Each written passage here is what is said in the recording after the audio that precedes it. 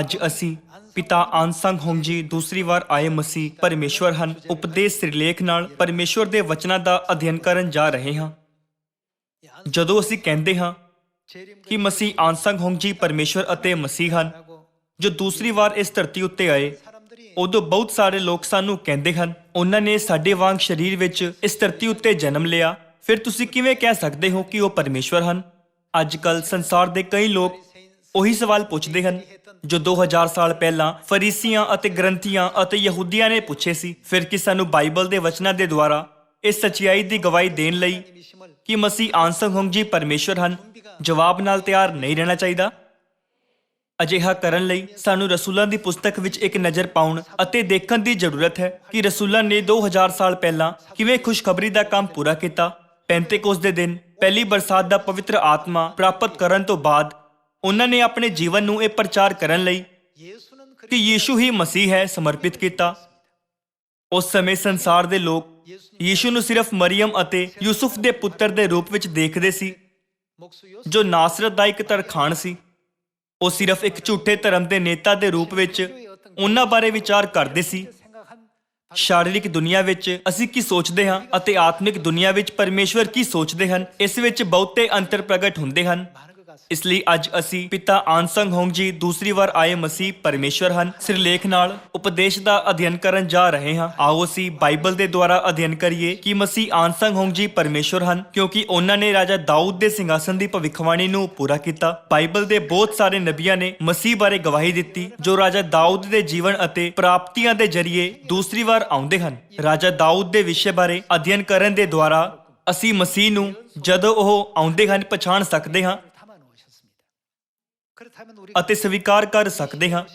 ਜੇਕਰ ਅਸੀਂ ਇਹ ਸਮਝਣ ਵਿੱਚ ਅਸਫਲ ਹੁੰਦੇ ਹਾਂ ਕਿ ਮਸੀਹ ਆਨਸੰਗ ਹੋਂਗ ਜੀ ਪਰਮੇਸ਼ਵਰ ਹਨ ਜੋ ਇਸ ਯੁੱਗ ਵਿੱਚ ਧਰਤੀ ਉੱਤੇ ਰਾਜਾ ਦਾਊਦ ਦੀ ਭਵਿੱਖਬਾਣੀ ਨੂੰ ਪੂਰਾ ਕਰਨ ਆਏ ਹਨ, ਫਿਰ ਅਸੀਂ ਹਿੰਮਤ ਨਾਲ ਇਹ ਨਹੀਂ ਕਹਿ ਸਕਾਂਗੇ ਕਿ ਉਹ ਪਰਮੇਸ਼ਵਰ ਹਨ ਕਿਉਂਕਿ ਉਹਨਾਂ ਨੇ ਰਾਜਾ ਦਾਊਦ ਦੀ ਭਵਿੱਖਬਾਣੀ ਨੂੰ ਪੂਰਾ ਕੀਤਾ ਹੈ ਨਾ। ਅੱਜ ਆਓ ਅਸੀਂ ਇਸ ਨੂੰ ਸਮਝਣ ਲਈ ਪ੍ਰਕਾਸ਼ ਦੀ ਪੋਥੀ ਅਧਿਆਇ 5 ਉੱਤੇ ਇੱਕ ਨਜ਼ਰ ਪਾਈਏ। ਪ੍ਰਕਾਸ਼ ਦੀ ਪੋਥੀ ਅਧਿਆਇ 5 ਵਚਨ 1 ਵਿੱਚ ਇਹ ਲਿਖਿਆ ਹੈ, ਜਿਹੜਾ ਸਿੰਘਾਸਨ ਉੱਤੇ ਬਿਰਾਜਮਾਨ ਸੀ, ਮੈਂ ਉਹਦੇ ਸੱਜੇ ਹੱਥ ਵਿੱਚ ਇੱਕ ਪੋਥੀ ਵੇਖੀ ਜੋ ਅੰਦਰੋਂ ਬਾਹਰੋਂ ਲਿਖੀ ਹੋਈ ਅਤੇ 7 ਮੋਹਰਾਂ ਨਾਲ ਬੰਦ ਕੀਤੀ ਹੋਈ ਸੀ।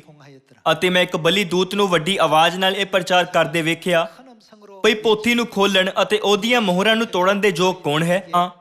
ਨਾ ਸਵਰਗ ਵਿੱਚ, ਨਾ ਧਰਤੀ ਉੱਤੇ, ਨਾ ਧਰਤੀ ਦੇ ਹੇਠ ਕੋਈ ਸੀ ਜੋ ਉਸ ਪੋਥੀ ਨੂੰ ਖੋਲ ਸਕਦਾ ਜਾਂ ਉਸ ਉੱਤੇ ਨਿਗਾਹ ਕਰ ਸਕਦਾ। ਤਾਂ ਮੈਂ ਬਹੁਤ ਰੋਨਾ ਇਸ ਲਈ ਜੋ ਉਸ ਪੋਥੀ ਦੇ ਖੋਲਣ ਜਾਂ ਉਸ ਉੱਤੇ ਨਿਗਾਹ ਕਰਨ ਦੇ ਯੋਗ ਕੋਈ ਨਾ ਨਿਕਲਿਆ। ਇੱਥੇ ਜਿਸ ਪੁਸਤਕ ਦਾ ਜ਼ਿਕਰ ਕੀਤਾ ਗਿਆ ਹੈ ਕਿ ਉਹ ਬਾਈਬਲ ਨਹੀਂ, ਕੋਈ ਵੀ ਉਸ ਪੋਥੀ ਨੂੰ ਖੋਲਣ ਜਾਂ ਉਸ ਉੱਤੇ ਨਿਗਾਹ ਪਾਉਣ ਦੇ ਯੋਗ ਨਾ ਨਿਕਲਿਆ। ਇਸ ਦਾ ਅਰਥ ਇਹ ਹੈ ਕੋਈ ਵੀ ਬਾਈਬਲ ਦੀ ਵਿਆਖਿਆ ਨਹੀਂ ਕਰ ਸਕਦਾ ਜਿਸ ਨੂੰ ਮੋਹਰਬੰਦ ਕੀਤਾ ਗਿਆ ਸੀ। ਕਿ ਇਸੇ ਕਾਰਨ ਕਰਕੇ ਇਹ ਨਹੀਂ ਕਹਿੰਦਾ ਕਿ ਕੋਈ ਵੀ ਬਾਈਬਲ ਨੂੰ ਖੋਲਣ ਜਾਂ ਉਸ ਉੱਤੇ ਨਿਗਾਹ ਪਾਉਣ ਦੇ ਵੀ ਯੋਗ ਨਹੀਂ। ਇਹੀ ਕਾਰਨ ਸੀ ਕਿ ਰਸੂਲ ਯਹੂਨਾ ਬਹੁਤ ਦੁਖੀ ਹੋਇਆ ਅਤੇ ਰੋਣ ਲੱਗਾ। ਵਚਨ 4 ਵਿੱਚ ਇਹ ਲਿਖਿਆ ਹੈ ਕਿ ਤਾਂ ਮੈਂ ਬਹੁਤ ਰੋਨਾ ਇਸ ਲਈ ਜੋ ਉਸ ਪੋਥੀ ਦੇ ਖੋਲਣ ਜਾਂ ਉਸ ਉੱਤੇ ਨਿਗਾਹ ਕਰਨ ਦੇ ਯੋਗ ਕੋਈ ਨਾ ਨਿਕਲਿਆ। ਉਹਨਾਂ ਬਜ਼ੁਰਗਾਂ ਵਿੱਚੋਂ ਇੱਕ ਨੇ ਮੈਨੂੰ ਆਖਿਆ, ਨਾ ਰੋ, ਵੇਖ ਉਹ ਬੱਬਰ ਸ਼ੇਰ ਜਿਹੜਾ ਕੌਣ ਹੈ, ਯਹੂਦਾ ਦੇ ਗੋਤ ਵਿੱਚੋਂ ਹੈ ਅਤੇ ਦਾਊਦ ਦੀ ਜੜ ਹੈ, ਉਸ ਪੋਥੀ ਅਤੇ ਉਹਦੀਆਂ 7 ਮੋਹਰਾਂ ਨੂੰ ਖੋਲਣ ਲਈ ਜਿੱਤ ਗਿਆ ਹੈ। ਦਾਊਦ ਦੀ ਜੜ ਨੂੰ ਛੱਡ ਹੋਰ ਕੋਈ ਵੀ ਪੁਸਤਕ ਦੇ ਵਚਨਾਂ ਨੂੰ ਖੋਲ ਨਹੀਂ ਸਕਦਾ ਜਾਂ ਉਸ ਉੱਤੇ ਨਿਗਾਹ ਨਹੀਂ ਪਾ ਸਕਦਾ, ਸਿਰਫ ਉਹੀ ਇਹ ਕਰ ਸਕਦਾ ਹੈ। ਫਿਰ ਮਨੁੱਖ ਜਾਤੀ ਨੂੰ ਕਿਸ ਉੱਤੇ ਆਪਣੀ ਆਸ ਰੱਖਣੀ ਚਾਹੀਦੀ ਹੈ?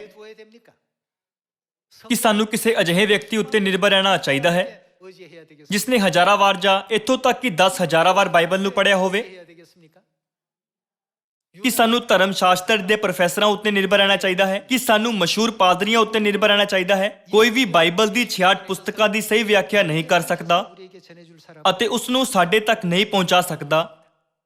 ਹਾਲਾਂਕਿ ਸਿਰਫ ਇੱਕ ਹੈ ਜਿਸ ਉੱਤੇ ਅਸੀਂ ਆਪਣੀ ਆਸ ਅਤੇ ਵਿਸ਼ਵਾਸ ਰੱਖ ਸਕਦੇ ਹਾਂ, ਉਹ ਸਿਰਫ ਦਾਊਦ ਦੀ ਜੜ ਹੈ। ਫਿਰ ਸਾਨੂੰ ਆਪਣੀ ਮੁਕਤੀ ਲਈ ਕਿਸ ਉੱਤੇ ਨਿਰਭਰ ਰਹਿਣਾ ਚਾਹੀਦਾ ਹੈ? ਸਾਨੂੰ ਸਿਰਫ ਦਾਊਦ ਦੀ ਜੜ ਉੱਤੇ ਨਿਰਭਰ ਰਹਿਣਾ ਚਾਹੀਦਾ ਹੈ। ਸਭ ਤੋਂ ਪਹਿਲਾਂ ਆਓ ਅਸੀਂ ਧਿਆਨ ਨਾਲ ਅਧਿਐਨ ਕਰੀਏ ਕਿ ਪ੍ਰਕਾਸ਼ ਦੀ ਪੋਥੀ 22 ਵਿੱਚ ਦਾਊਦ ਦੀ ਜੜ ਕੌਣ ਹੈ, ਤਾਂ ਜੋ ਅਸੀਂ ਦਾਊਦ ਨੂੰ ਸਵੀਕਾਰ ਕਰ ਸਕੀਏ ਜੋ ਇਸ ਯੁੱਗ ਵਿੱਚ ਆਉਣ ਵਾਲਾ ਹੈ। ਪ੍ਰਕਾਸ਼ ਦੀ ਪੋਥੀ ਅਧਿਆਇ 22 ਵਚਨ 16 ਵਿੱਚ ਇਹ ਲਿਖਿਆ ਹੈ ਕਿ ਮੈਂ ਯਿਸੂ ਨੇ ਕਲੀਸਿਆ ਦੇ ਲਈ ਇਹਨਾਂ ਗੱਲਾਂ ਦੀ ਸਾਖੀ ਦੇਣ ਨੂੰ ਤੁਹਾਡੇ ਕੋਲ ਆਪਣਾ ਦੂਤ ਘੱਲਿਆ ਹੈ। ਮੈਂ ਉਹ ਕੌਣ ਹੈ? ਦਾਊਦ ਦੀ ਜੜ ਅਤੇ ਅੰਸ਼ ਹਾਂ। ਦਾਊਦ ਦੀ ਜੜ ਕਿਸ ਨੂੰ ਦਰਸਾਉਂਦੀ ਹੈ? ਮੈਂ ਸਵੇਰ ਦਾ ਉਜਲ ਤਾਰਾ ਹਾਂ। ਦਾਊਦ ਦੀ ਜੜ ਯੀਸ਼ੂ ਹੈ। ਫਿਰ ਕੀ ਯੀਸ਼ੂ ਦੇ ਇਲਾਵਾ ਕੋਈ ਹੈ ਜੋ ਬਾਈਬਲ ਨੂੰ ਖੋਲ ਕੇ ਉਸ ਦੀ ਵਿਆਖਿਆ ਕਰ ਸਕਦਾ ਹੈ? ਕੋਈ ਨਹੀਂ ਹੈ। ਧਰਮ ਸ਼ਾਸਤਰ ਦਾ ਇੱਕ ਮਸ਼ਹੂਰ ਡਾਕਟਰ ਵੀ, ਜਿਸ ਨੇ ਵਿਆਪਕ ਰੂਪ ਨਾਲ ਬਾਈਬਲ ਦਾ ਅਧਿਐਨ ਕੀਤਾ ਹੈ, ਪਰਮੇਸ਼ਵਰ ਦੀ ਜਗ੍ਹਾ ਤੇ ਉਸ ਦੀ ਵਿਆਖਿਆ ਨਹੀਂ ਕਰ ਸਕਦਾ। ਉਹ ਜੋ ਬਾਈਬਲ ਨੂੰ ਖੋਲ ਸਕਦਾ ਹੈ ਅਤੇ ਸਾਨੂੰ ਉਸ ਨੂੰ ਸਮਝਣ ਦੇ ਸਕਦਾ ਹੈ, ਸਿਰਫ ਦਾਊਦ ਦੀ ਜੜ ਭਾਵ ਦੂਸਰੀ ਵਾਰ ਆਉਣ ਵਾਲਾ ਮਸੀਹ ਹੈ। ਮਨੁੱਖ ਜਾਤੀ ਇਹ ਨਾ ਜਾਣਦੇ ਹੋਏ ਹਨੇਰੇ ਵਿੱਚ ਜੀ ਰਹੀ ਹੈ ਕਿ ਐਤਵਾਰ ਦੀ ਆਰਾਧਨਾ ਪਰਮੇਸ਼ਵਰ ਦੀ ਇੱਛਾ ਹੈ ਜਾਂ ਨਹੀਂ, ਕ੍ਰਿਸਮਸ ਪਰਮੇਸ਼ਵਰ ਦੀ ਇੱਛਾ ਹੈ ਜਾਂ ਨਹੀਂ, ਅਤੇ ਸਲੀਬ ਪਰਮੇਸ਼ਵਰ ਦੀ ਇੱਛਾ ਹੈ ਜਾਂ ਨਹੀਂ। ਪਰ ਇੱਥੇ ਲਿਖਿਆ ਹੈ ਕਿ ਦਾਊਦ ਦੀ ਜੜ ਆ ਕੇ ਪਰਮੇਸ਼ਵਰ ਦੀ ਸੱਚੀ ਇੱਛਾ ਨੂੰ ਪ੍ਰਗਟ ਕਰਦੇ ਹੋਏ ਹਨੇਰੇ ਨੂੰ ਉਜਾਗਰ ਕਰਨਗੇ। ਯਹੂਨਾ ਨੇ ਪ੍ਰਕਾਸ਼ਨ ਪਹਿਲੀ ਵਾਰ ਆਉਣ ਵਾਲੇ ਯੀਸ਼ੂ ਦੇ ਸਵਰਗ ਜਾਣ ਤੋਂ ਬਾਅਦ ਦੇਖਿਆ। ਇਸ ਲਈ ਦਾਊਦ ਦੀ ਜੜ ਜੋ ਮੋਹਰਬੰਦ ਕੀਤੀ ਗਈ ਬਾਈਬਲ ਨੂੰ ਖੋਲਣਗੇ ਦੂਸਰੀ ਵਾਰ ਆਉਣ ਵਾਲੇ ਮਸੀਹ ਨੂੰ ਦਰਸਾਉਂਦਾ ਹੈ। ਫਿਰ ਆਓ ਅਸੀਂ ਹੋਸ਼ਿਆ ਅਧਿਆਇ 3 ਵਚਨ 4 ਦੇ ਦੁਆਰਾ ਦੇਖੀਏ ਕਿ ਦੂਸਰੀ ਵਾਰ ਆਉਣ ਵਾਲੇ ਮਸੀਹ ਦੇ ਬਾਰੇ ਬਾਈਬਲ ਅਤੇ ਨਬੀਆਂ ਨੇ ਸਾਡੇ ਲਈ ਕਿਹੜੀਆਂ ਭਵਿੱਖਬਾਣੀਆਂ ਨੂੰ ਛੱਡਿਆ। ਇਉਂ ਇਜ਼ਰਾਈਲੀ ਵੀ ਬਹੁਤ ਦਿਨਾਂ ਤੀਕ ਬਿਨਾਂ ਪਾਤਸ਼ਾਹ ਤੇ ਸਰਦਾਰ ਦੇ, ਬਿਨਾਂ ਭੇਟ ਤੇ ਥੰਬ ਦੇ, ਬਿਨਾਂ ਐਫੋਦ ਤੇ ਤਰਾਫੀਮ ਦੇ ਰਹਿਣਗੇ। ਇਹਦੇ ਮਗਰੋਂ ਇਜ਼ਰਾਈਲੀ ਮੁੜਨਗੇ ਅਤੇ ਯਹੋਵਾ ਅਤੇ ਉਹ ਕਿਸ ਨੂੰ ਪਾਲਣਗੇ? ਆਪਣੇ ਪਰਮੇਸ਼ਵਰ ਨੂੰ। ਅਤੇ ਦਾਊਦ ਆਪਣੇ ਪਾਤਸ਼ਾਹ ਨੂੰ ਪਾਲਣਗੇ। ਅਤੇ ਆਖਰੀ ਦਿਨਾਂ ਵਿੱਚ ਯਹੋਵਾ ਅਤੇ ਉਹਦੀ ਭਲਾਈ ਵੱਲ ਭੈ ਮੰਨ ਕੇ ਮੁੜਨਗੇ। ਦਾਊਦ ਲਗਭਗ 1000 ਈਸਵੀ ਪੂਰਵ ਵਿੱਚ ਰਹਿੰਦਾ ਸੀ। ਕਿ ਅਸਲ ਵਿੱਚ ਉਹ ਇੱਕ ਵਿਅਕਤੀ ਨਹੀਂ ਸੀ ਜੋ ਇਸ ਧਰਤੀ ਉੱਤੇ ਇਜ਼ਰਾਈਲ ਦੇ ਰਾਜਾ ਦੇ ਰੂਪ ਵਿੱਚ ਰਹਿੰਦਾ ਸੀ ਅਤੇ ਲਗਭਗ 3000 ਸਾਲ ਪਹਿਲਾਂ ਮਰ ਗਿਆ। ਹਾਲਾਂਕਿ ਬਾਈਬਲ ਕਹਿੰਦੀ ਹੈ ਕਿ ਉਹ ਅੰਤ ਦੇ ਦਿਨਾਂ ਵਿੱਚ ਦਾਊਦ ਕੋਲ ਪਹਿ ਮੰਨ ਕੇ ਮੁੜਨਗੇ। ਇਸ ਲਈ ਇਸ ਵਚਨ ਵਿੱਚ ਦਾਊਦ ਸ਼ਾਰੀਰਿਕ ਦਾਊਦ ਨੂੰ ਨਹੀਂ ਪਰ ਆਤਮਿਕ ਦਾਊਦ ਮਤਲਬ ਦੂਸਰੀ ਵਾਰ ਆਉਣ ਵਾਲੇ ਯੀਸ਼ੂ ਨੂੰ ਸੰਕੇਤ ਕਰਦਾ ਹੈ, ਜਿਨ੍ਹਾਂ ਦੇ ਬਾਰੇ ਪ੍ਰਕਾਸ਼ ਦੀ ਪੋਥੀ ਅਧਿਆਇ 22 ਵਚਨ 16 ਵਿੱਚ ਲਿਖਿਆ ਗਿਆ ਹੈ। ਬਾਈਬਲ ਕਹਿੰਦੀ ਹੈ ਉਹ ਅੰਤ ਦੇ ਦਿਨਾਂ ਵਿੱਚ ਦੂਸਰੀ ਵਾਰ ਆਉਣ ਵਾਲੇ ਯੀਸ਼ੂ ਕੋਲ ਪਰਮੇਸ਼ਵਰ ਦੀ ਆਸੀਸ਼ਾਂ ਨੂੰ ਲੱਭਣ ਲਈ ਪਹਿ ਮੰਨ ਕੇ ਮੁੜਨਗੇ। ਫਿਰ ਸਾਡੇ ਕੋਲ ਰਾਜਾ ਦਾਊਦ ਦੇ ਜੀਵਨ ਵਿੱਚ ਲੁਕੀਆਂ ਭਵਿੱਖਬਾਣੀਆਂ ਬਾਰੇ ਬੁਨਿਆਦੀ ਗਿਆਨ ਹੋਣਾ ਚਾਹੀਦਾ ਹੈ। ਇਸ ਤੋਂ ਅਸੀਂ ਮਸੀਹ ਦੇ ਦੂਸਰੀ ਵਾਰ ਆਉਣ ਬਾਰੇ ਸਮਝ ਸਕੀਏ। ਦੂਸਰਾ ਸੈਮੂਅਲ ਅਧਿਆਇ 5 ਵਚਨ 4 ਵਿੱਚ ਇਹ ਲਿਖਿਆ ਹੈ, ਜਿਸ ਵੇਲੇ ਦਾਊਦ ਰਾਜ ਕਰਨ ਲੱਗਾ ਤਦ 30 ਵਰ੍ਹਿਆਂ ਦਾ ਸੀ ਅਤੇ ਉਸਨੇ 40 ਵਰ੍ਹੇ ਰਾਜ ਕੀਤਾ। ਦਾਊਦ ਦਾ ਸਿੰਘਾਸਨ ਉਦੋਂ ਸ਼ੁਰੂ ਹੋਇਆ ਜਦੋਂ ਉਹ ਰਾਜਾ ਬਣਿਆ। ਜਦੋਂ ਉਹ 30 ਸਾਲ ਦੀ ਉਮਰ ਦਾ ਸੀ ਉਦੋਂ ਰਾਜੇ ਦੇ ਰੂਪ ਵਿੱਚ ਉਸ ਦਾ ਮਸਾ ਕੀਤਾ ਗਿਆ ਸੀ। ਉਸਨੇ ਕਿੰਨੇ ਸਮੇਂ ਤੱਕ ਰਾਜ ਕੀਤਾ? ਇਹ ਲਿਖਿਆ ਹੈ ਕਿ ਉਸਨੇ 40 ਸਾਲ ਤੱਕ ਰਾਜ ਕੀਤਾ। ਰਾਜਾ ਦਾਊਦ ਦੇ ਬਾਰੇ ਇਹ ਮਹੱਤਵਪੂਰਨ ਤੱਥ ਸਾਨੂੰ ਅੰਤਿਮ ਦਿਨਾਂ ਵਿੱਚ ਇਸ ਧਰਤੀ ਉੱਤੇ ਦਾਊਦ ਦੇ ਨਾਮ ਤੋਂ ਆਉਣ ਵਾਲੇ ਯੀਸ਼ੂ ਤੋਂ ਸੰਬੰਧਿਤ ਭਵਿੱਖਬਾਣੀ ਦੇ ਪਹਿਲੂਆਂ ਨੂੰ ਸਮਝਣ ਦਿੰਦਾ ਹੈ। ਆਓ ਅਸੀਂ ਦਾਊਦ ਦੇ ਜੀਵਨ ਦੇ ਦੁਆਰਾ ਯੀਸ਼ੂ ਦੇ ਪਹਿਲੀ ਵਾਰ ਆਉਣ ਅਤੇ ਉਹਨਾਂ ਦੇ ਦੂਸਰੀ ਵਾਰ ਆਉਣ ਦੇ ਬਾਰੇ ਸਮਝੀਏ। ਲੂਕਾ ਅਧਿਆਇ 3 ਵਚਨ 21 ਵਿੱਚ ਇਹ ਲਿਖਿਆ ਹੈ, ਜਦ ਸਾਰੇ ਲੋਕ ਬਪਤਿਸਮਾ ਲੈ ਹਟੇ ਔਰ ਯੀਸ਼ੂ ਵੀ ਬਪਤਿਸਮਾ ਲੈ ਕੇ ਪ੍ਰਾਰਥਨਾ ਕਰ ਰਿਹਾ ਸੀ ਤਾਂ ਇਹ ਹੋਇਆ ਜੋ ਆਕਾਸ਼ ਖੁੱਲ ਗਿਆ ਅਤੇ ਪਵਿੱਤਰ ਆਤਮਾ ਦੇਹ ਦਾ ਰੂਪ ਧਾਰ ਕੇ ਕਬੂਤਰ ਦਾ ਨਿਆਈ ਉਸ ਉੱਤੇ ਉਤਰਿਆ ਅਤੇ ਇੱਕ ਸਵਰਗੀ ਬਾਣੀ ਹੋਈ, ਤੂੰ ਮੇਰਾ ਪਿਆਰਾ ਪੁੱਤਰ ਹੈ, ਤੇਥੋਂ ਮੈਂ ਪ੍ਰਸੰਨ ਹਾਂ। ਯੀਸ਼ੂ ਆਪ ਜਦ ਉਪਦੇਸ਼ ਦੇਣ ਲੱਗਾ ਤਾਂ 30 ਕੁ ਵਰ੍ਹਿਆਂ ਦਾ ਸੀ। ਜਦੋਂ ਯੀਸ਼ੂ ਨੇ ਬਪਤਿਸਮਾ ਲਿਆ ਅਤੇ ਖੁਸ਼ਖਬਰੀ ਦਾ ਉਪਦੇਸ਼ ਕਰਨਾ ਸ਼ੁਰੂ ਕੀਤਾ ਉਦੋਂ ਉਸ ਦੀ ਉਮਰ ਕਿੰਨੀ ਸੀ? ਉਹ 30 ਕੁ ਵਰ੍ਹਿਆਂ ਦਾ ਸੀ। ਦੂਸਰਾ ਸੈਮੂਅਲ ਅਧਿਆਇ 5 ਦੇ ਅਨੁਸਾਰ ਜਦੋਂ ਦਾਊਦ ਰਾਜਾ ਬਣਿਆ ਉਦੋਂ ਉਹ ਕਿੰਨੇ ਸਾਲ ਦਾ ਸੀ? ਬਾਈਬਲ ਕਹਿੰਦੀ ਹੈ ਦਾਊਦ 30 ਸਾਲ ਦੀ ਉਮਰ ਵਿੱਚ ਰਾਜਾ ਬਣਿਆ। ਯੀਸ਼ੂ 20 ਜਾਂ 10 ਸਾਲ ਦੀ ਉਮਰ ਵਿੱਚ ਵੀ ਬਪਤਿਸਮਾ ਲੈ ਸਕਦੇ ਸੀ। ਉਹ ਕਿਸੇ ਵੀ ਉਮਰ ਵਿੱਚ ਬਪਤਿਸਮਾ ਲੈ ਸਕਦੇ ਸੀ। ਪਰ ਜਦੋਂ ਉਹਨਾਂ ਨੇ ਬਪਤਿਸਮਾ ਲਿਆ ਉਦੋਂ ਉਹ 30 ਸਾਲ ਦੀ ਉਮਰ ਦੇ ਸੀ। ਇਹ ਭਵਿੱਖਬਾਣੀ ਦਾ ਪਹਿਲੂ ਹੈ ਜੋ ਸਾਬਿਤ ਕਰਦਾ ਹੈ ਕਿ ਯੀਸ਼ੂ ਮਸੀਹ ਇਸ ਧਰਤੀ ਉੱਤੇ ਦਾਊਦ ਦੇ ਨਾਮ ਨਾਲ ਆਏ ਸੀ। ਬਪਤਿਸਮੇ ਦਾ ਅਰਥ ਆਤਮਿਕ ਮਸਾ ਹੈ। ਪੁਰਾਣੇ ਨੇਮ ਦੇ ਸਮੇਂ ਵਿੱਚ ਕਿਸੇ ਨੂੰ ਰਾਜਾ ਬਣਨ ਲਈ ਕੀ ਮਸਾ ਨਹੀਂ ਹੋਣਾ ਚਾਹੀਦਾ ਸੀ? ਜਦੋਂ ਯੀਸ਼ੂ ਦਾ 30 ਸਾਲ ਦੀ ਉਮਰ ਵਿੱਚ ਬਪਤਿਸਮਾ ਹੋਇਆ, ਉਦੋਂ ਉਹ ਆਤਮਿਕ ਰੂਪ ਨਾਲ ਮਸਾ ਕੀਤੇ ਗਏ। ਫਿਰ ਰਾਜਾ ਦਾਊਦ ਦੇ ਸਿੰਘਾਸਨ ਦੀ ਭਵਿੱਖਬਾਣੀ ਨੂੰ ਪੂਰਾ ਕਰਨ ਲਈ ਉਹਨਾਂ ਨੂੰ ਰਾਜ ਦੀ ਖੁਸ਼ਖਬਰੀ ਦਾ ਪ੍ਰਚਾਰ 40 ਸਾਲ ਤੱਕ ਕਰਨਾ ਚਾਹੀਦਾ ਹੈ, ਪਰ ਉਹਨਾਂ ਨੇ ਅਜਿਹਾ ਨਹੀਂ ਕੀਤਾ। ਇਸ ਦੇ ਬਜਾਏ ਉਹਨਾਂ ਨੇ ਕਿੰਨੇ ਸਾਲ ਤੱਕ ਰਾਜ ਦੀ ਖੁਸ਼ਖਬਰੀ ਦਾ ਪ੍ਰਚਾਰ ਕੀਤਾ? ਲੂਕਾ ਅਧਿਆਇ 13 ਵਚਨ 6 ਵਿੱਚ ਇਹ ਲਿਖਿਆ ਹੈ,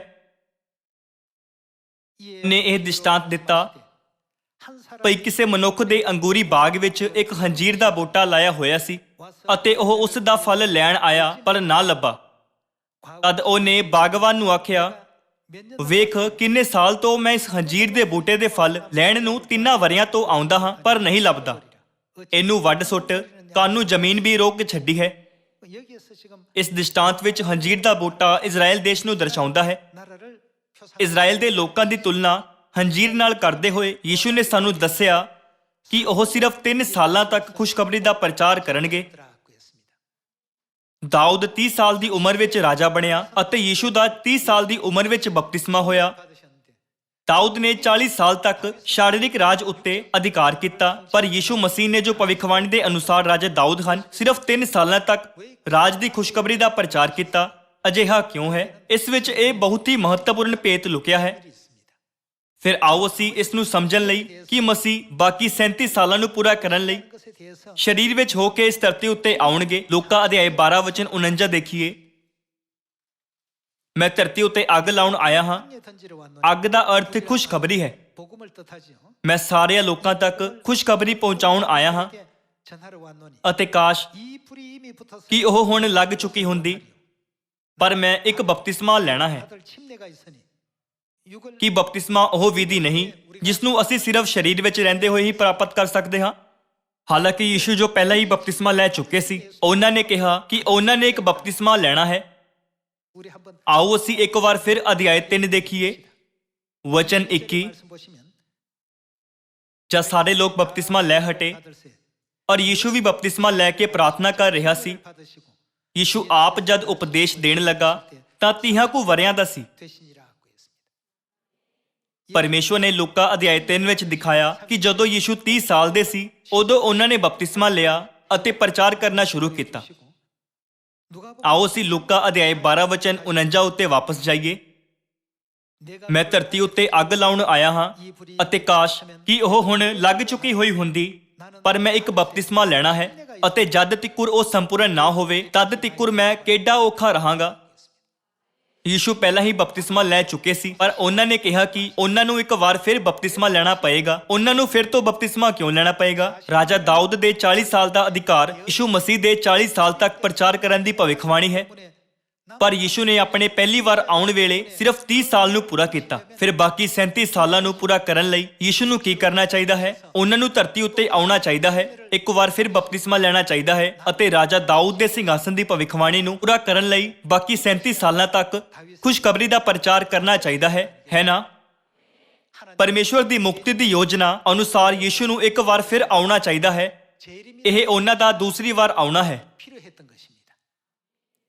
ਇਹੀ ਕਾਰਨ ਹੈ ਕਿ ਬਾਈਬਲ ਵਿੱਚ ਪਹਿਲਾਂ ਤੋਂ ਹੀ ਭਵਿੱਖਬਾਣੀ ਕੀਤੀ ਗਈ ਹੈ ਕਿ ਯੀਸ਼ੂ ਇਸ ਧਰਤੀ ਉੱਤੇ ਦੁਬਾਰਾ ਆਉਣਗੇ।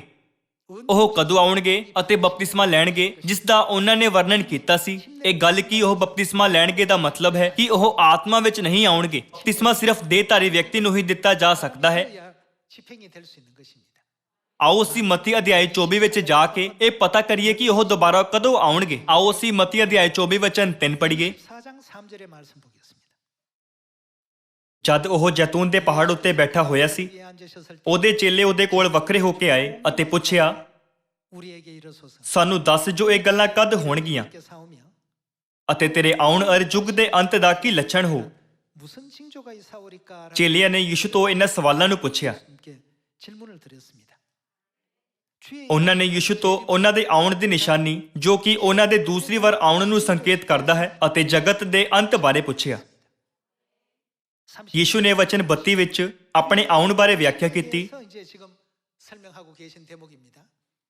ਫਿਰ ਹੰਜੀਰ ਦੇ ਬ੍ਰਿਜ ਤੋਂ ਇੱਕ ਦ੍ਰਿਸ਼ਟਾਂਤ ਸਿੱਖੋ। ਜਦ ਉਹਦੀ ਟਾਹਣੀ ਨਰਮ ਹੁੰਦੀ ਅਤੇ ਪੱਤੇ ਫੁੱਟਦੇ ਹਨ, ਤਦ ਜਾਣ ਲੈਂਦੇ ਭਈ ਗਰਮੀ ਦੀ ਰੁੱਤ ਨੇੜੇ ਹੈ। ਇਸੇ ਤਰ੍ਹਾਂ ਤੁਸੀਂ ਵੀ ਜਾ ਇਹ ਸਭ ਕੁਝ ਵੇਖੋ ਤਾਂ ਜਾਣ ਲਓ ਜੋ ਉਹ ਨੇੜੇ ਸਗੋਂ ਬੂਹੇ ਉੱਤੇ ਹੈ। 곧 온 줄로 알라. 주의 ਤੁਹਾਡਾ ਆਉਣਾ ਕਦੋਂ ਹੋਵੇਗਾ? ਤੁਸੀਂ 10 ਸਾਲਾਂ ਵਿੱਚ ਆਓਗੇ ਜਾਂ 40 ਸਾਲਾਂ ਵਿੱਚ? 오십니까?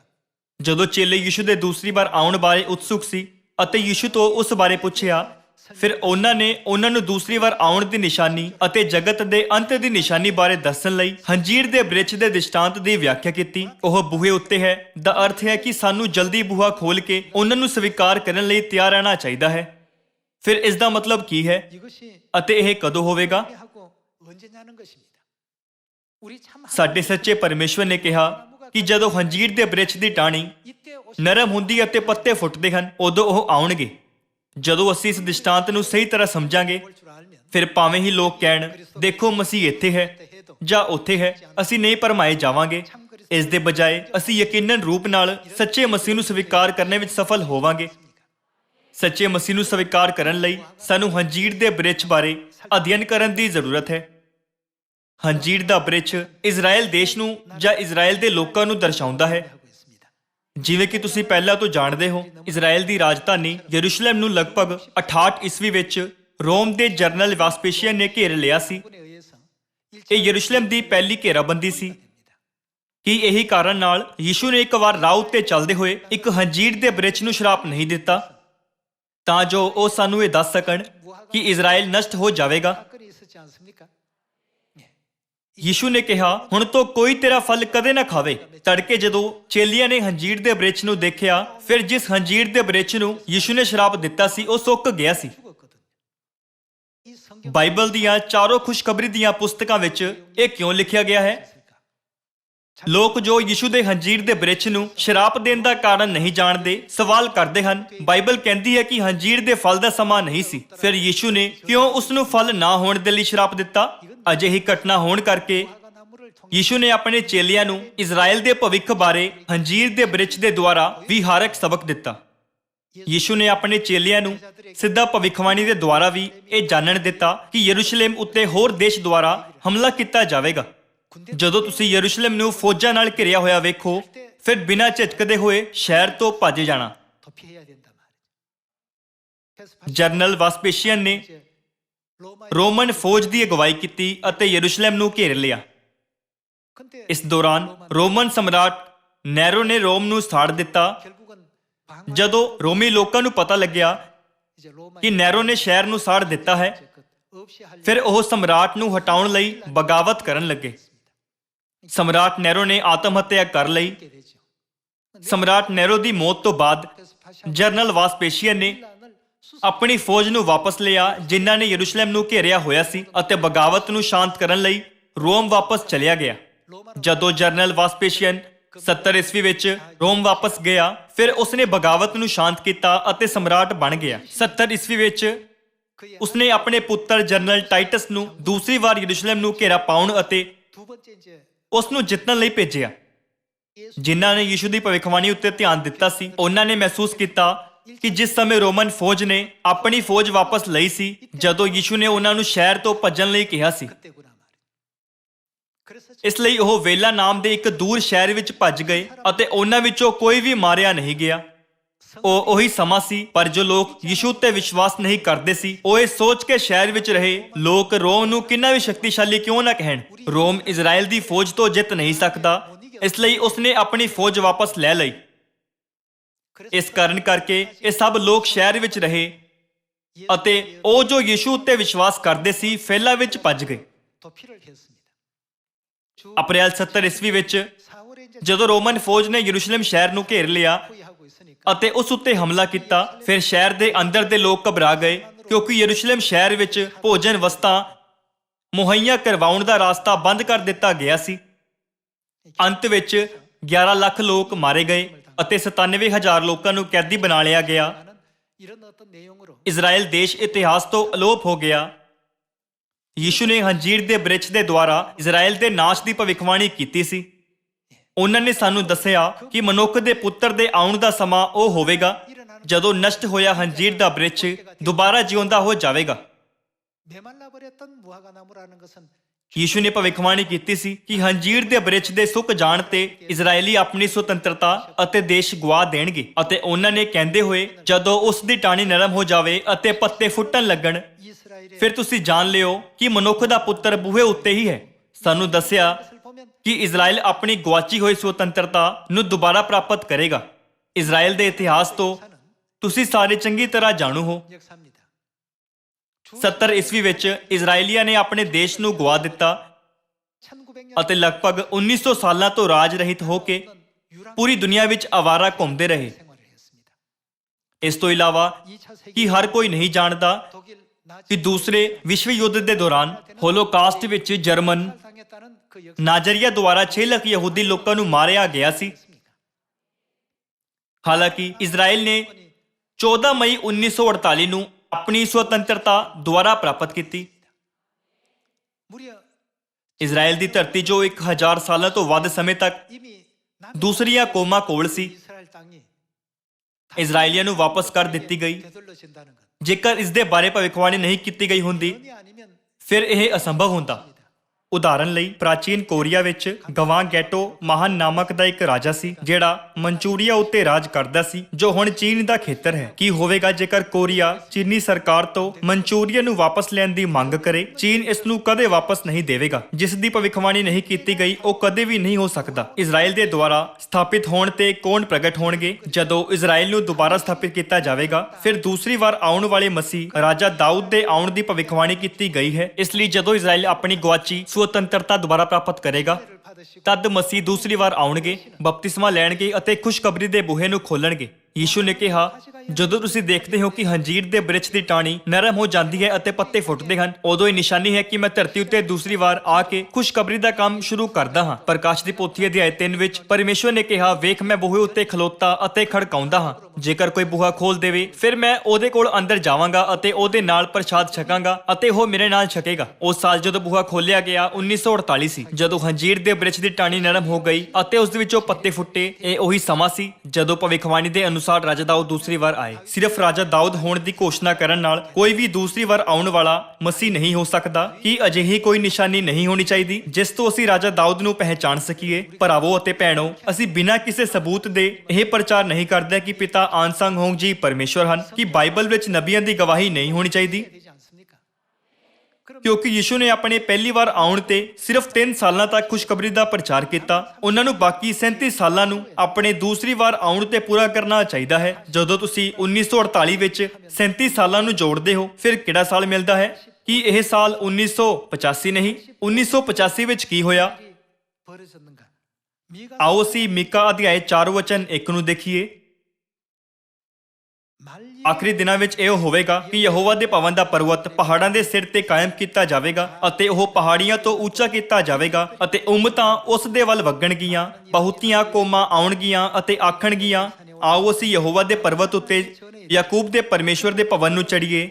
ਭਈ ਉਹ ਸਾਨੂੰ ਆਪਣੇ ਰਾਹ ਵਿਖਾਵੇ ਅਤੇ ਅਸੀਂ ਉਹਦੇ ਮਾਰਗਾਂ ਵਿੱਚ ਚੱਲੀਏ। 이는 율법이 ਕਿਉਂ ਜੋ ਵਿਵਸਥਾ ਸਿਯੋਨ ਤੋਂ ਨਿਕਲੇਗੀ ਅਤੇ ਯਹੋਵਾ ਦਾ ਵਚਨ ਯਰੂਸ਼ਲਮ ਤੋਂ। 에서 나올 것이라고 했습니다.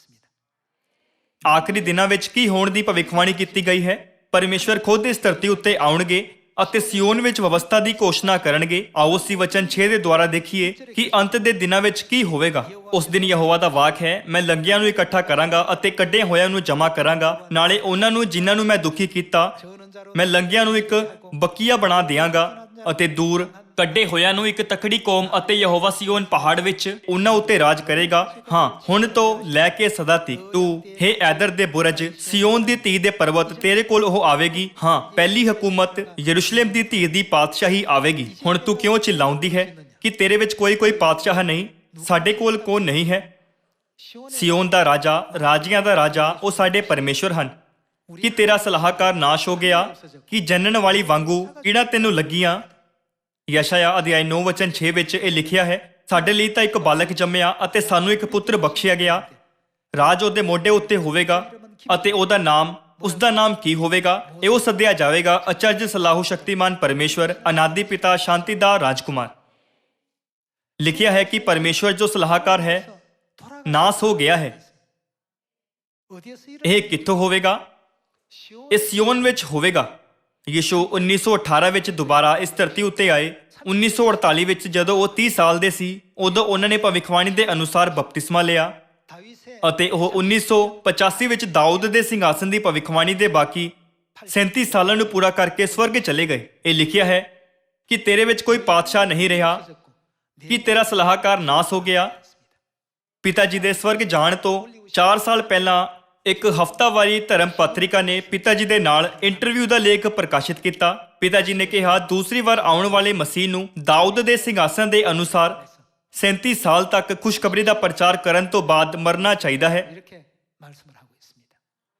ਸਾਨੂੰ ਪਿਤਾ ਜੀ ਬਾਰੇ ਇਸ ਸ਼ਾਨਦਾਰ ਭਵਿੱਖਬਾਣੀ ਦੀ ਅਧਿਐਨ ਕਰਨ ਦੀ ਜ਼ਰੂਰਤ ਹੈ। 그 장면들을 참부터 살펴서 ਸਿਰਫ 1948 ਵਿੱਚ ਬਪਤਿਸਮਾ ਲੈਣ ਵਾਲਾ ਕੋਈ ਵੀ ਭਵਿੱਖਬਾਣੀ ਅਨੁਸਾਰ ਦਾਊਦ ਨਹੀਂ ਹੋ ਸਕਦਾ। ਅਜਿਹੀਆਂ ਭੂਮਿਕਾਵਾਂ ਅਤੇ ਕਾਰਜ ਹਨ ਜਿਨ੍ਹਾਂ ਨੂੰ ਸਿਰਫ ਦਾਊਦ ਹੀ ਨਿਭਾ ਸਕਦਾ ਹੈ। ਪਰਮੇਸ਼ਵਰ ਨੇ ਸਿਰਫ ਦਾਊਦ ਨੂੰ ਸਦੀਪਕ ਨੇਮ ਸੌਂਪਿਆ ਹੈ। 언약을 ਫਿਰ ਦਾਊਦ ਦੇ ਇਲਾਵਾ ਕੋਈ ਹੋਰ ਸਦੀਪਕ ਨੇਮ ਨੂੰ ਨਹੀਂ ਲਿਆ ਸਕਦਾ। ਕਿ ਇਹ ਸਦੀਪਕ ਨੇਮ ਨਵਾਂ ਨੇਮ ਨਹੀਂ ਜਿਸ ਨੂੰ ਅਸੀਂ ਬਹੁਤ ਚੰਗੀ ਤਰ੍ਹਾਂ ਜਾਣਦੇ ਹਾਂ। ਫਿਰ ਕਿਉਂਕਿ ਆਪਣੇ ਪਹਿਲੀ ਵਾਰ ਆਉਣ ਤੇ ਉਹਨਾਂ ਨੇ 3 ਸਾਲਾਂ ਤੱਕ ਨਵੇਂ ਨੇਮ ਦਾ ਪ੍ਰਚਾਰ ਕਰਨ ਦੇ ਦੁਆਰਾ ਰਾਜ ਦੀ ਖੁਸ਼ਖਬਰੀ ਦੀ ਅਗਵਾਈ ਕੀਤੀ, ਇਸ ਲਈ ਉਹਨਾਂ ਨੂੰ ਆਪਣੇ ਦੂਸਰੀ ਵਾਰ ਆਉਣ ਤੇ ਬਾਕੀ 37 ਸਾਲਾਂ ਤੱਕ ਨਵੇਂ ਨੇਮ ਦਾ ਪ੍ਰਚਾਰ ਕਰਨ ਦੁਆਰਾ ਰਾਜ ਦੀ ਖੁਸ਼ਖਬਰੀ ਦੀ ਅਗਵਾਈ ਕਰਨੀ ਪਏਗੀ। ਸਿਰਫ ਮਸੀਹ ਆਨਸੰਗ ਹੋਂਗਜੀ ਹਨ 1980 ਜਿਨ੍ਹਾਂ ਨੇ 1948 ਤੋਂ 1985 ਤੱਕ 복음의 역사를 37 ਸਾਲਾਂ ਦੀ ਖੁਸ਼ਖਬਰੀ ਦਾ ਕੰਮ ਪੂਰਾ ਕੀਤਾ ਅਤੇ ਉਸ ਤੋਂ ਬਾਅਦ ਸਵਰਗ ਚਲੇ ਗਏ। 안상홍님 외에는 없습니다. ਕਿਸ ਨੇ ਨਵੇਂ ਨੇਮ ਦਾ ਪ੍ਰਚਾਰ ਕੀਤਾ ਅਤੇ ਉਸ ਨੂੰ ਇਸ ਧਰਤੀ ਉੱਤੇ ਦੁਬਾਰਾ ਲਿਆਏ? 언약을 누가 가지고 왔습니까? 누구의 ਕਿਸ ਨੇ ਇਸ ਯੁੱਗ ਵਿੱਚ ਸਭ ਲੋਕਾਂ ਲਈ 만민들에게 새 언약이 ਸਬਤ ਦੇ ਦਿਨ, 열리게 되었고 ਫਸਲ ਦੇ ਪਰਵ ਅਤੇ ਨਵੇਂ ਨੇਮ ਦੇ 3 ਵਾਰ ਵਿੱਚ 7 ਪਰਵਾਂ ਨੂੰ ਦੁਬਾਰਾ ਸਥਾਪਿਤ ਕੀਤਾ? 3차 7개 절기가 열리게 되었습니까? ਉਹ ਸਿਰਫ ਸਾਡੇ ਸਵਰਗੀ ਪਿਤਾ ਮਸੀਹ ਆਨਸੰਗ ਹੋਂਗਜੀ ਹਨ। 자 그렇다면 ਅੱਜ ਬਹੁਤ ਸਾਰੇ ਝੂਠੇ ਮਸੀਹ ਅਤੇ ਝੂਠੇ ਨਬੀ ਦਾਅਵਾ ਕਰਦੇ ਹਨ ਕਿ ਉਹ ਹੀ ਹਨ ਜਿਨ੍ਹਾਂ ਦੀ ਬਾਈਬਲ ਵਿੱਚ ਭਵਿੱਖਬਾਣੀ ਕੀਤੀ ਗਈ ਹੈ, ਪਰ ਉਹ ਅਜਿਹਾ ਦਾਅਵਾ ਉਸ ਜਗ੍ਹਾ ਉੱਤੇ ਕਰਦੇ ਹਨ ਜਿੱਥੇ ਨਵੇਂ ਨੇਮ ਦੀ ਸੱਚਾਈ ਨਹੀਂ ਹੈ। ਭਾਵੇਂ ਉਹ 10 ਜਾਂ 100 ਵਾਰ ਇਹ ਜਿੱਦ ਕਰਨ, ਉਹ ਕਦੇ ਵੀ ਦੂਸਰੀ ਵਾਰ ਆਉਣ ਵਾਲੇ ਯਿਸੂ ਨਹੀਂ ਹੋ ਸਕਦੇ ਕਿਉਂਕਿ ਉਹ ਦੂਸਰੀ ਵਾਰ ਆਉਣ ਵਾਲੇ ਮਸੀਹ ਨਹੀਂ ਹਨ। ਇਸ ਲਈ ਉਹ ਫਸਾ ਦਾ ਪਾਲਨ ਨਹੀਂ ਕਰਦੇ, ਉਹ ਸਬਤ ਦਾ ਪਾਲਨ ਨਹੀਂ ਕਰਦੇ। ਹਾਲਾਂਕਿ ਉਹ ਦੂਸਰੀ ਵਾਰ ਆਉਣ ਵਾਲੇ ਮਸੀਹ ਹੋਣ ਦਾ ਦਾਅਵਾ ਕਰਦੇ ਹਨ, ਫਿਰ ਵੀ ਉਹ ਐਤਵਾਰ ਦੀ ਆਰਾਧਨਾ ਅਤੇ ਕ੍ਰਿਸਮਸ ਮਨਾਉਂਦੇ ਹਨ। ਆਓ ਅਸੀਂ ਹਿਜਕੀਏਲ ਅਧਿਆਇ 37 ਵਿੱਚ ਪਰਮੇਸ਼ਵਰ ਦੇ ਵਚਨਾਂ ਨੂੰ ਦੇਖੀਏ। ਹਿਜਕੀਏਲ ਦੀ ਪੁਸਤਕ ਸ਼ਾਰੀਰਿਕ ਰਾਜਾ ਦਾਊਦ ਦੀ ਮੌਤ ਤੋਂ ਲਗਭਗ 400 ਸਾਲ ਬਾਅਦ ਲਿਖੀ ਗਈ ਸੀ। 내용이 이 에스겔 선지서입니다. ਵਚਨ 24 ਵਿੱਚ ਇਹ ਲਿਖਿਆ ਹੈ, ਅਤੇ ਮੇਰਾ ਦਾਸ ਦਾਊਦ ਉਹਨਾਂ ਉੱਤੇ ਪਾਤਸ਼ਾਹ ਹੋਵੇਗਾ ਅਤੇ ਉਹਨਾਂ ਸਾਰਿਆਂ ਦਾ ਇੱਕੋ ਹੀ ਆਜੜੀ ਹੋਵੇਗਾ ਅਤੇ ਉਹ ਮੇਰੇ ਹੁਕਮਾਂ ਵਿੱਚ ਚੱਲਣਗੇ ਅਤੇ ਮੇਰੀਆਂ ਵਿਧੀਆਂ ਨੂੰ ਮੰਨ ਕੇ ਉਹਨਾਂ ਦੀ ਪਾਲਣਾ ਕਰਨਗੇ। 하고 있습니다. ਇਹ ਲਿਖਿਆ ਗਿਆ ਹੈ ਕਿ ਇੱਜੜ ਜਿਸ ਦੀ ਅਗਵਾਈ ਦਾਊਦ ਕਰੇਗਾ ਉਹ ਪਰਮੇਸ਼ਵਰ ਦੇ ਨਿਯਮਾਂ ਅਤੇ ਵਿਧੀਆਂ ਦਾ ਪਾਲਨ ਕਰਨਗੇ। 라고 했는데 ਫਿਰ ਦਾਊਦ ਦੇ ਪ੍ਰਗਟ ਹੋਣ ਤੋਂ ਪਹਿਲਾਂ ਕਿ ਇਹ ਇੱਜੜ ਪਰਮੇਸ਼ਵਰ ਦੇ ਨਿਯਮਾਂ ਅਤੇ ਵਿਧੀਆਂ ਦੀ ਪਾਲਣਾ ਕਰ ਰਿਹਾ ਸੀ। 어떠십니까? ਆਖਰਕਾਰ ਸਿਰਫ ਦਾਊਦ ਦੇ ਪ੍ਰਗਟ ਹੋਣ ਤੋਂ ਬਾਅਦ ਹੀ 하나님의 규례 ਉਹ ਪਰਮੇਸ਼ਵਰ ਦੇ ਨਿਯਮਾਂ ਦੀ ਪਾਲਣਾ ਕਰ ਸਕਦੇ ਹਨ 지키는 ਅਤੇ ਵਿਧੀਆਂ ਨੂੰ ਮੰਨ ਸਕਦੇ ਹਨ। 나타나기 시작한 것입니다.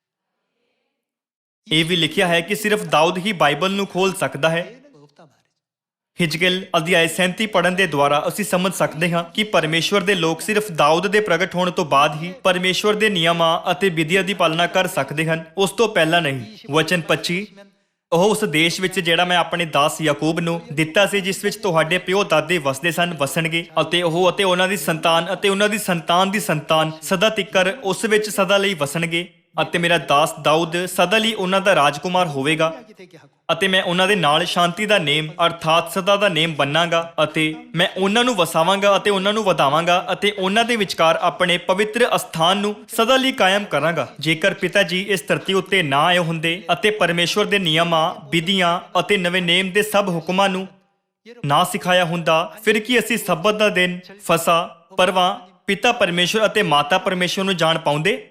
ਮੀਕਾ 4 ਦੇ ਅਨੁਸਾਰ ਸਾਨੂੰ ਪਰਮੇਸ਼ਵਰ ਦੇ ਨਿਯਮਾਂ ਅਤੇ ਰਾਹ ਨੂੰ ਸਿਖਾਉਣ ਵਾਲਾ ਕੌਣ ਹੋਵੇਗਾ? ਇਹ ਲਿਖਿਆ ਹੈ, ਪਰਮੇਸ਼ਵਰ ਖੁਦ ਅੰਤ ਦੇ ਦਿਨਾਂ ਵਿੱਚ ਆਉਣਗੇ ਅਤੇ ਸਾਨੂੰ ਉਹਨਾਂ ਦੇ ਰਾਹ ਸਿਖਾਉਣਗੇ। ਜੇਕਰ ਉਹਨਾਂ ਨੇ ਸਾਨੂੰ ਸਿਖਾਇਆ ਨਹੀਂ ਹੁੰਦਾ, ਫਿਰ ਅਸੀਂ ਨਵੇਂ ਨੇਮ ਦੇ ਕਿਸੇ ਵੀ ਨਿਯਮ ਨੂੰ ਕਦੇ ਨਹੀਂ ਜਾਣ ਪਾਉਂਦੇ ਕਿਉਂਕਿ ਬਾਈਬਲ ਮੁਹਰਬੰਦ ਕੀਤੀ ਗਈ ਸੀ। ਇਸ ਲਈ ਸਭ ਰਸੂਲ ਯਹੂਨਾ ਵਾਂਗ ਬਹੁਤ ਰੋਏ। ਸਵਰਗ ਵਿੱਚ ਜਾਂ ਧਰਤੀ ਉੱਤੇ ਜਾਂ ਧਰਤੀ ਦੇ ਹੇਠਾਂ ਕੋਈ ਵੀ ਬਾਈਬਲ ਨੂੰ ਖੋਲ ਨਹੀਂ ਸਕਦਾ ਸੀ, ਪਰ ਸਾਡੇ ਸਵਰਗੀ ਪਿਤਾ ਮਸੀਹ ਆਨਸੰਗ ਹੋਂਗਜੀ ਇਸ ਧਰਤੀ ਉੱਤੇ ਆਏ ਅਤੇ ਸੱਚਾਈ ਦੇ ਰਾਹ ਨੂੰ ਖੋਲ੍ਹਿਆ ਅਤੇ ਸਾਨੂੰ ਨਵੇਂ ਨੇਮ ਦੀ ਖੁਸ਼ਖਬਰੀ ਦੀ ਪੂਰੀ ਸਮਝ ਦਿੱਤੀ ਤਾਂ ਜੋ ਅਸੀਂ ਸਵਰਗ ਦੇ ਰਾਜ ਵਿੱਚ ਵਾਪਸ ਜਾ ਸਕੀਏ। ਜਦੋਂ ਕੋਰੀਆ ਗਣਰਾਜ ਬਹੁਤ ਗਰੀਬੀ ਨਾਲ ਜੂਝ ਰਿਹਾ ਸੀ, ਉਦੋਂ ਸਾਡੇ ਸਵਰਗੀ ਪਿਤਾ ਆਏ। ਪਹਿਲੇ ਵਿਸ਼ਵ ਯੁੱਧ ਦੇ ਦੌਰਾਨ ਜਦੋਂ ਕੋਰੀਆ ਉੱਤੇ ਜਾਪਾਨ ਦੇ ਦੁਆਰਾ ਜ਼ੁਲਮ ਕੀਤੇ ਜਾ ਰਹੇ ਸੀ, ਉਦੋਂ ਉਹਨਾਂ ਦਾ ਜਨਮ ਇਸ ਧਰਤੀ ਉੱਤੇ ਹੋਇਆ। ਉਹਨਾਂ ਦੇ ਬਪਤਿਸਮਾ ਲੈਣ ਤੋਂ ਥੋੜੀ ਦੇਰ ਬਾਅਦ ਹੀ 25 ਜੂਨ 1950 ਵਿੱਚ ਕੋਰੀਆ ਯੁੱਧ ਛਿੜ ਗਿਆ। 3 ਸਾਲ ਤੱਕ ਚੱਲੀ ਇਸ ਲੜਾਈ ਦੇ ਕਾਰਨ ਕੋਰੀਆ ਆਰਥਿਕ ਤੌਰ ਤੇ ਦੁਨੀਆ ਦਾ ਸਭ ਤੋਂ ਕਮਜ਼ੋਰ ਦੇਸ਼ ਬਣ ਗਿਆ। ਉਦੋਂ ਤੋਂ ਲਗਭਗ 70 ਸਾਲ ਬੀਤ ਚੁੱਕੇ ਹਨ। ਜੋ ਦੇਸ਼ ਕਦੇ ਸਭ ਤੋਂ ਗਰੀਬ ਹੋਇਆ ਕਰਦਾ ਸੀ, ਅੱਜ ਦੁਨੀਆ ਦੀ ਚੋਟੀ ਦੇ 10 ਆਰਥਿਕ ਤੌਰ ਤੇ ਸ਼ਕਤੀਸ਼ਾਲੀ ਦੇਸ਼ਾਂ ਵਿੱਚੋਂ ਇੱਕ ਬਣ ਗਿਆ ਹੈ। ਅਜਿਹੇ ਮੁਸ਼ਕਲ ਸਮੇਂ ਦੌਰਾਨ ਮਸੀਹ ਆਨਸੰਗ ਹੋਂਗ ਜੀ ਇਸ ਧਰਤੀ ਉੱਤੇ ਆਏ ਅਤੇ ਬਹੁਤ ਸਾਰੀਆਂ ਮੁਸ਼ਕਲਾਂ ਦੇ ਬਾਵਜੂਦ ਚਰਚ ਦੀ ਅਗਵਾਈ ਕੀਤੀ। ਸਾਡੇ ਪਿਤਾ ਜੀ ਇਹਨਾਂ ਭਵਿੱਖਬਾਣੀਆਂ ਦੇ ਅਨੁਸਾਰ ਪ੍ਰਗਟ ਹੋਏ ਅਤੇ ਇਹਨਾਂ ਭਵਿੱਖਬਾਣੀਆਂ ਅਨੁਸਾਰ ਉਹ ਸਵਰਗ ਚਲੇ ਗਏ। ਆਓ ਅਸੀਂ ਮਿਹਨਤ ਨਾਲ ਪ੍ਰਚਾਰ ਕਰੀਏ ਅਤੇ ਸਾਡੇ ਪਿਤਾ ਜੀ ਦੀ ਵਡਿਆਈ ਕਰੀਏ, ਜੋ ਧਰਤੀ ਉੱਤੇ ਮੌਜੂਦ ਸਵਰਗੀ ਮਾਤਾ ਜੀ ਦੇ ਨਾਲ ਇਸ ਖੁਸ਼ਖਬਰੀ ਦੇ ਕੰਮ ਦੀ ਅਗਵਾਈ ਕਰ ਰਹੇ ਹਨ।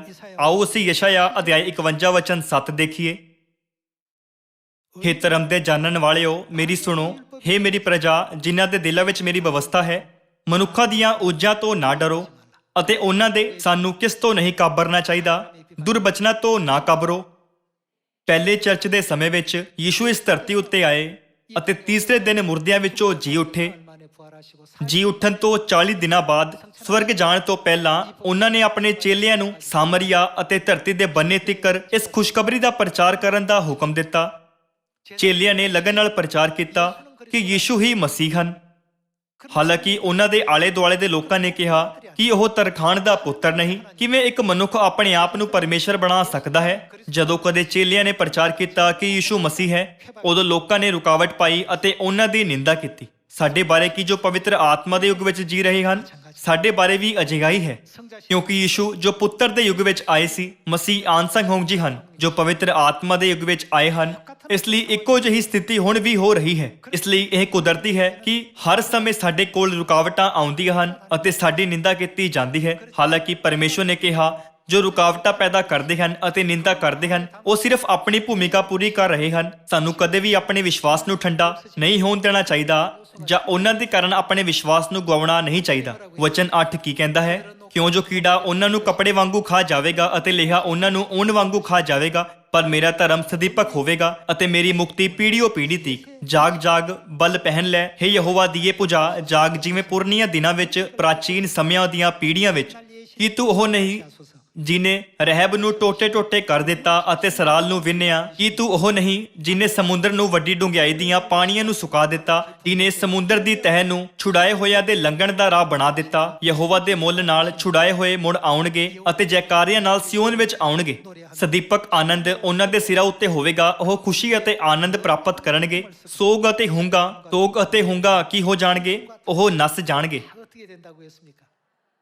ਅਸੀਂ ਉਹ ਹਾਂ ਜਿਨ੍ਹਾਂ ਬਾਰੇ ਬਾਈਬਲ ਵਿੱਚ ਭਵਿੱਖਬਾਣੀ ਕੀਤੀ ਗਈ ਹੈ। ਜਦੋਂ ਪਿਤਾ ਜੀ ਇਸ ਧਰਤੀ ਉੱਤੇ ਸੀ, ਉਦੋਂ ਮੈਂ ਜਵਾਨ ਬਾਲਕ ਸੀ। ਇੱਕ ਦਿਨ ਮੈਂ ਉਹਨਾਂ ਤੋਂ ਪੁੱਛਿਆ, ਪਿਤਾ ਜੀ, ਪਰਮੇਸ਼ਵਰ ਨੂੰ ਖੁਸ਼ ਕਰਨ ਲਈ ਸਾਨੂੰ ਨੌਜਵਾਨਾਂ ਨੂੰ ਕੀ ਕਰਨਾ ਚਾਹੀਦਾ ਹੈ? ਜੇਕਰ ਬਹੁਤ ਸਾਰੀਆਂ ਗੁਣਾਂ ਵਿੱਚੋਂ ਇੱਕ ਦੀ ਚੋਣ ਕਰਨੀ ਹੋਵੇ, ਫਿਰ ਸਭ ਤੋਂ ਵੱਧ ਮਹੱਤਵਪੂਰਨ ਗੁਣ ਕੀ ਹੈ ਜੋ ਤੁਸੀਂ ਚਾਹੁੰਦੇ ਹੋ ਕਿ ਨੌਜਵਾਨਾਂ ਵਿੱਚ ਹੋਵੇ? ਉਹਨਾਂ ਨੇ ਇਹ ਕਹਿੰਦੇ ਹੋਏ ਜਵਾਬ ਦਿੱਤਾ, ਵਿਸ਼ਵਾਸ ਰੱਖੋ। ਪਿਤਾ ਜੀ ਨੇ ਕਿਹਾ, ਵਿਸ਼ਵਾਸ ਰੱਖੋ। ਜਦੋਂ ਅਸੀਂ ਉਹਨਾਂ ਦੇ ਜਵਾਬ ਬਾਰੇ ਧਿਆਨ ਨਾਲ ਸੋਚਦੇ ਹਾਂ, ਤਦ ਬਾਈਬਲ ਕਹਿੰਦੀ ਹੈ ਕਿ ਰਸੂਲਾਂ ਦਾ ਵਿਸ਼ਵਾਸ ਸਾਡੇ ਵਿਸ਼ਵਾਸ ਤੋਂ ਬਿਨਾਂ ਸੰਪੂਰਨ ਨਹੀਂ ਹੋ ਸਕਦਾ। ਭਾਵੇਂ 2000 ਸਾਲ ਪਹਿਲਾਂ ਉਹਨਾਂ ਕੋਲ ਅਜਿਹਾ ਵਿਸ਼ਵਾਸ ਸੀ ਜਿਸ ਦੇ ਸੰਸਾਰ ਯੋਗ ਨਹੀਂ ਸੀ। ਪਵਿੱਤਰ ਆਤਮਾ ਦੇ ਯੁੱਗ ਵਿੱਚ ਪਰਮੇਸ਼ਵਰ ਚਾਹੁੰਦੇ ਹਨ ਕਿ ਸਾਡਾ ਵਿਸ਼ਵਾਸ ਪਿਤਾ ਦੇ ਯੁੱਗ ਅਤੇ ਪੁੱਤਰ ਦੇ ਯੁੱਗ ਵਿੱਚ ਉਹਨਾਂ ਲੋਕਾਂ ਦੇ ਵਿਸ਼ਵਾਸ ਨਾਲੋਂ ਵੱਧ ਹੋਵੇ। ਰਸੂਲਾਂ ਨੇ ਸਿਰਫ ਭਵਿੱਖ ਵਿੱਚ ਪੂਰੀਆਂ ਹੋਣ ਵਾਲੀਆਂ ਭਵਿੱਖਬਾਣੀਆਂ ਨੂੰ ਜਾਣਿਆ ਸੀ। ਉਹਨਾਂ ਨੇ ਉਹਨਾਂ ਭਵਿੱਖਬਾਣੀਆਂ ਨੂੰ ਪੂਰਾ ਹੁੰਦਿਆਂ ਨਹੀਂ ਦੇਖਿਆ। ਉਹਨਾਂ ਨੇ ਹੰਜੀਰ ਦੇ ਬ੍ਰਿਛ ਦੀ ਟਾਹਣੀ ਨੂੰ ਨਰਮ ਹੁੰਦੇ ਅਤੇ ਉਸ ਵਿੱਚੋਂ ਪੱਤੇ ਫੁੱਟਦੇ ਹੋਏ ਨਹੀਂ ਦੇਖੇ। ਪਰ ਕੀ ਅਸੀਂ ਉਸ ਦੀ ਸੰਪੂਰਨਤਾ ਦੇ ਯੁੱਗ ਵਿੱਚ ਨਹੀਂ ਜੀ ਰਹੇ ਹਾਂ? ਪਰਮੇਸ਼ਵਰ ਨੇ ਉਹਨਾਂ ਨੂੰ ਦੂਰੋਂ ਹੀ ਇੱਕ ਪ੍ਰਕਾਸ਼ਨ ਦੁਆਰਾ ਯਰੂਸ਼ਲਮ ਨੂੰ ਦਿਖਾਇਆ, ਜੋ ਕਿ ਲਾੜੀ ਲੇਲੇ ਦੀ ਪਤਨੀ ਹੈ। ਸਾਡੇ ਬਾਰੇ ਕੀ ਅਸੀਂ ਯਰੂਸ਼ਲਮ ਨੂੰ ਸਰੀਰ ਵਿੱਚ ਨਹੀਂ ਦੇਖ ਰਹੇ ਹਾਂ? ਅਸੀਂ ਮਾਤਾ ਜੀ ਦੀ ਆਸ਼ੀਸ਼ ਨੂੰ ਪ੍ਰਾਪਤ ਕਰਦੇ ਹਾਂ ਅਤੇ ਉਹਨਾਂ ਦੀਆਂ ਪ੍ਰਾਰਥਨਾਵਾਂ ਨੂੰ ਸੁਣਦੇ ਹਾਂ। ਯਹੂਨਾ ਅਤੇ ਵਿਸ਼ਵਾਸ ਦੇ ਪੁਰਖਿਆਂ ਨੂੰ ਸਾਡੇ ਤੋਂ ਕਿੰਨੀ ਈਰਖਾ ਹੁੰਦੀ ਹੋਵੇਗੀ।